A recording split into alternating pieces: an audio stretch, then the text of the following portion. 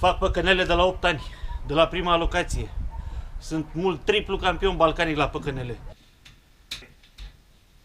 Azi vă învață fratele vostru cum să fac banii. Întâi trebuie să faci rost de bani de păcănele. Ia fii atent cum. Am luat nevastă ta lefa? Dublează-o la păcănele. Ia vezi, am luat mare pensia. Am luat-o. Mai lasă și ei de pâine și de lumânări, nu fi...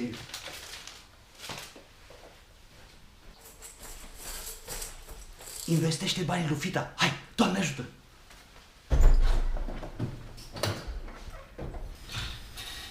Șefa, hai bagă și mie 1200 ca să mă simt în bulan. Hai că am venit să vă iau banii. E mânca faci tata de frumoase. Ia uite-l, mă!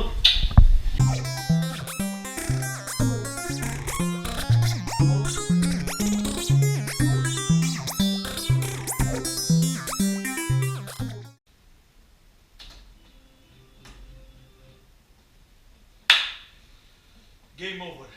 Hai, poate data viitoare. Ai, la păcănele e ca la olimpiadă. Important e nu să câștigi, ci să participi. Ia, uite ce telefon frumos. Poți să mă uit și eu? Bă!